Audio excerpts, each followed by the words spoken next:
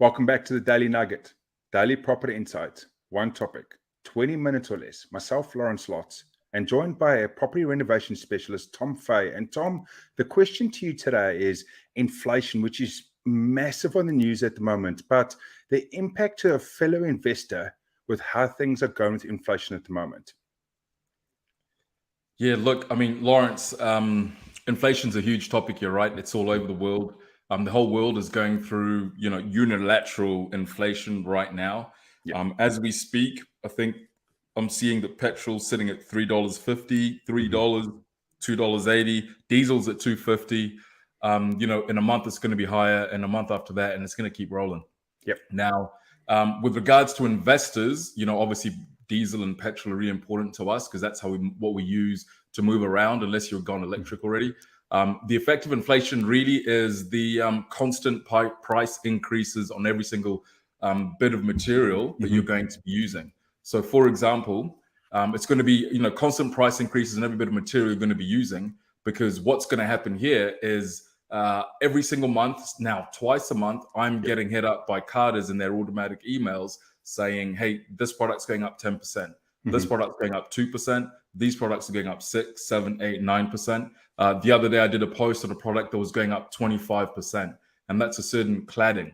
So what does that mean? It means that your reno budget from when you got the property under contract, possibly till when you waited for the tenants to vacate, up until you took over and you're starting that renovation, your budget's going to be blown out of the water.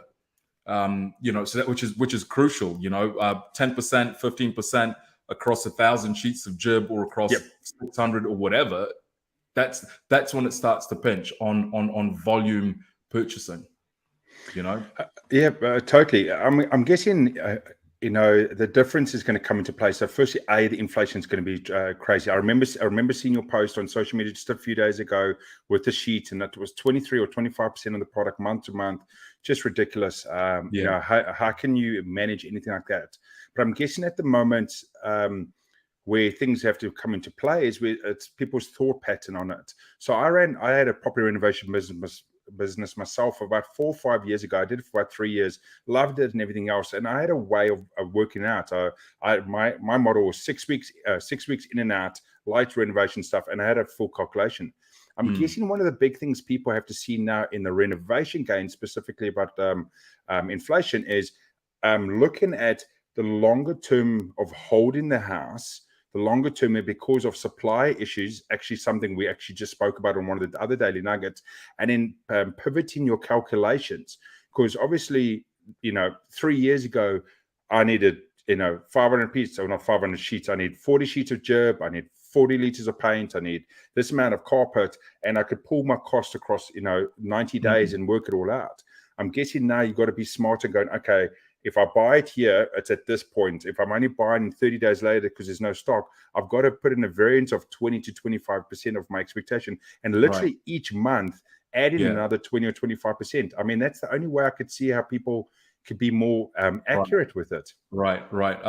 Hey, that's a great point. So look, I watch a lot of international commentators. So all my decisions are based off of stuff I'm watching internationally, podcasts, books, articles, blogs that I'm reading on this topic, and what the people in the US, Canada, and the UK are doing. What I'm doing is I understand that basically inflation, in my understanding, means that something that I would buy today is going to cost me more in the future. So how do I hedge that? I buy all the stuff that I need right now. Okay. So I don't let money sit in the bank. Why? Because it's devaluing, right? So we all know that if I leave my dollars in the bank, if I'm like, hey, you know what? And this again ties to what we talked about recently about the supply. Now they go hand in hand. Supply and inflation are the same problem, because there's too much demand and not enough supply. Hence the price is shot up. So what do? When I've got 20,000 sitting in the bank, I'm like, okay, where can I deploy this 20,000 as a hedge against inflation and buy all my stuff right now? So I might go out there and spend 20 grand in a week on stuff that I know that I'm going to need. As you mentioned, 40 liters of paint. Now, we're not seeing too much of a shift in paint just yet. So, which is interesting. Paint seems to be holding firm, but it's everything else. Anything else you're going to need: screws, nails. The stuff that when you get that quote and you've accepted that quote, if you are supplying the materials for that job and not the builder, go get it. Don't sit and wait till the builder's like, hey, I need this now. And then you've got to go and, faff around and spend more than you would have 60 days ago. Get out there, buy the stuff, figure out where you're going to put it and store it. Okay. Hey, it's like toilet paper, right? Everybody's been buying toilet paper, and every time they go to the supermarket, they buy 2. Do that with your reno stuff. Yeah, and I'm guessing again, it's as we said about on the previous one about stock and supply and the things. It's about just, I think, being a bit smarter. Not being smarter. I don't want to say word being smarter, because I'm gonna have someone throwing a cell phone at at their laptop and they're watching this, going, "Hey, you're calling me not smart." I think it's about being understanding realistically where the market is. Everything is more expensive. Everything's longer. It sucks. Don't get me wrong. It totally sucks, and it's horrible. It means we pay more than need to. But you know what it is. So let's use some smarts around that. And if you can do what Tom's talking about, buying it up front as soon as you know it and you can get your hands on it, by all means. But also if you can't, because you've got to wait the period, you've got to calculate that into it. I think the biggest thing is, once we get away that it is increasing each month, if we just know that, hey, it's not, if it's $100 this month, it's $110 next month, it's $125 in 4 months. And you just got to accept that and go, cool, it's going to cost me $125. Now, there's a different question of whether I should accept that society-wise because of inflation. That's another dilemma, and that's something else.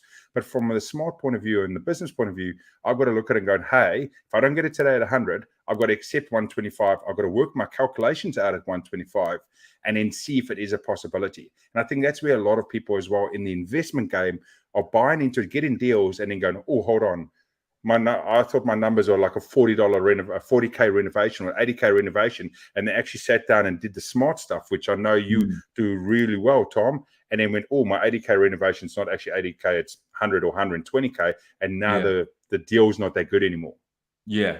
So the other side, the other thing that we're going to do now, we're going back to the 2018 market, and as you said, a very light reno. Okay. Let's not go out there and start trying to, knock out windows and putting new joinery in. All right. If you've already done that now, what that means is you're probably going to just have to hang in there a little bit longer and play the waiting game. Because now what's going to happen is buyers, remember the other side of this is the buyers are like, oh, no, hang on. I know I've got inflation, but the market's going down. Those equations don't make any sense together. Okay. So you as a seller or as a whatever it is that you're trying to do, because I'm a renovator and I buy and I sell. I might hold a couple the odd property, but so what you're gonna have to do is figure out, okay, cool. I've done a 40K budget. It's now 50. What am I gonna cut out to bring it back to 40? Yeah, totally. Awesome. Thanks so much for that, Tom. And for anyone else that's any questions or queries for myself or Tom about this episode, please drop it in the comment section below, depending where you're watching or listening. But as always, thanks for coming over to the Daily Nugget, Daily Property Insights, one topic, 20 minutes or less, and hope